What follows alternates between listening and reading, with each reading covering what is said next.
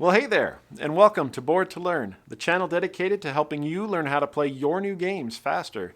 My name is Kent, and today we'll be looking at Propolis, a 1 to 4 player, worker placement, area control, engine and tableau building game designed by Molly Johnson, Robert Melvin, and Shawn Stankewich, with illustrations by Dylan Mangini, published by Flatout Games and AEG. So let's head over to the table and we'll get started.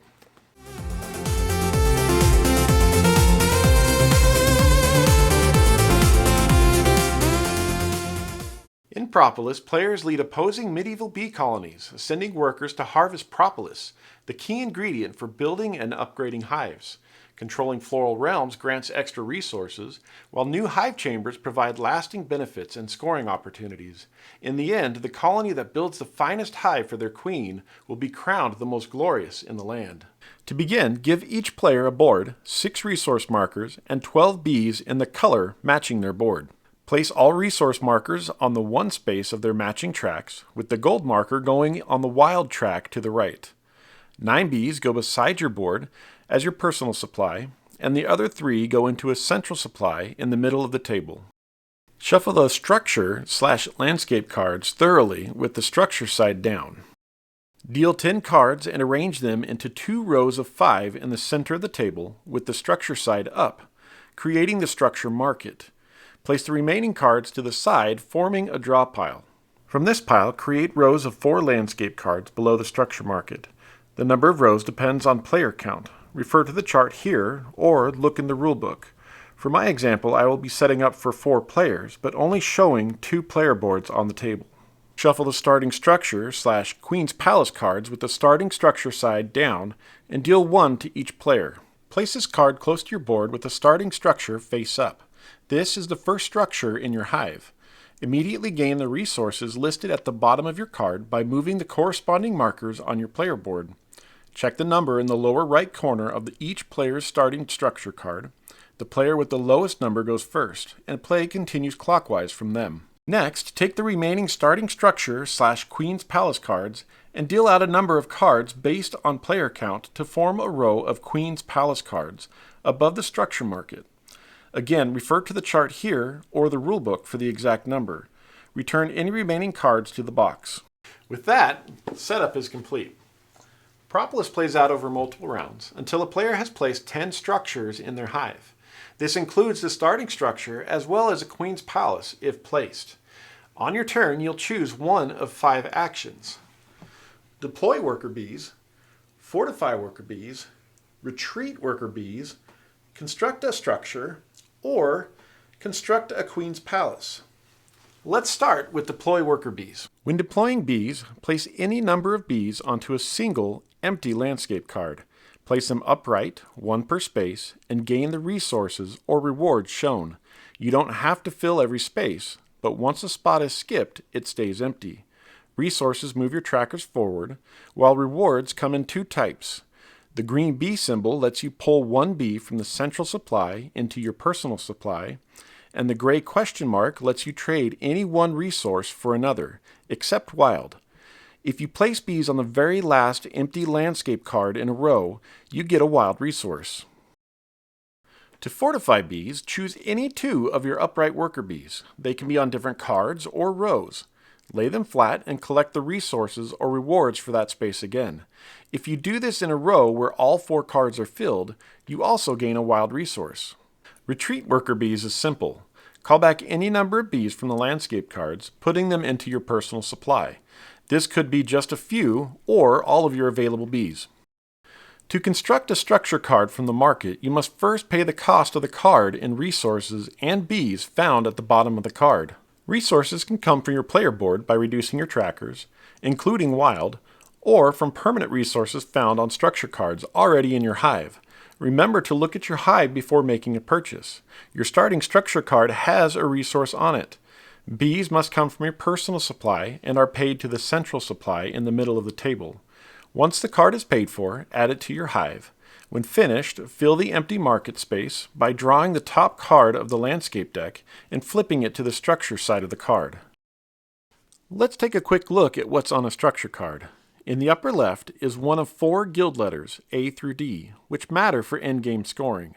Along the top, colored backgrounds with flowers represent permanent resources you can use for future purchases.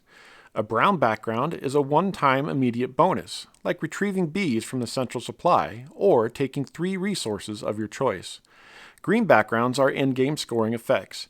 There are a lot of different ones, so I won't go into them here, but page 15 of the rulebook explains them in detail. Constructing a queen's palace is more of a late-game action, but you need to plan for it early on.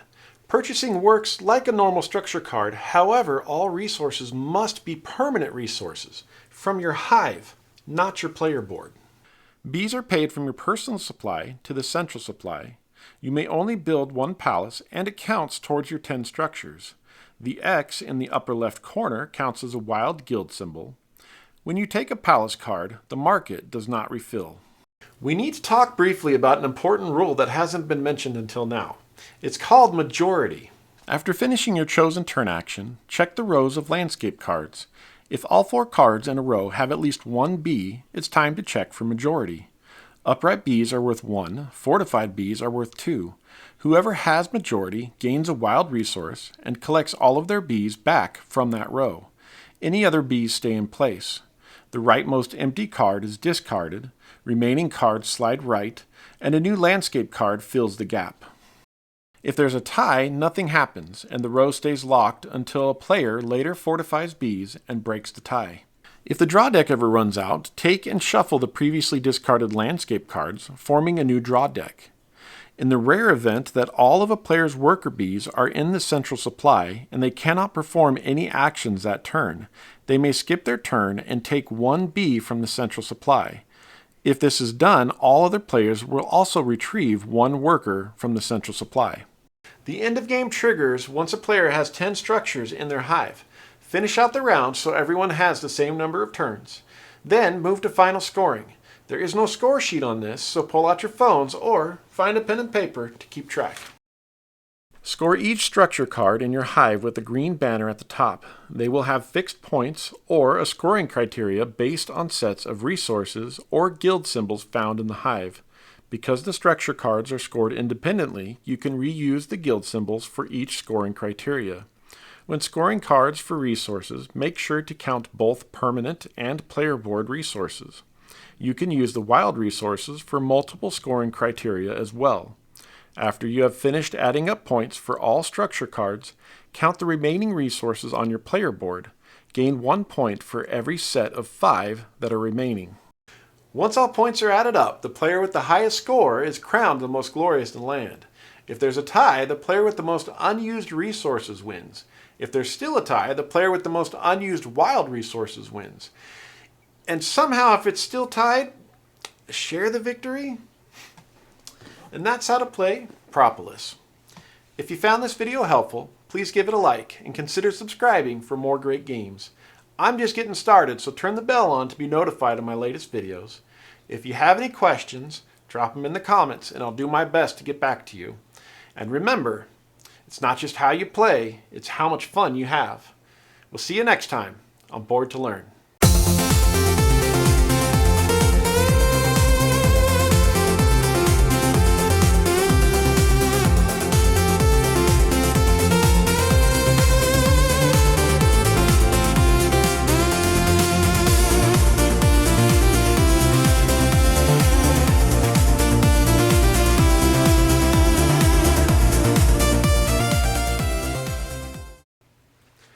Well, hey there, and welcome to Board to Learn.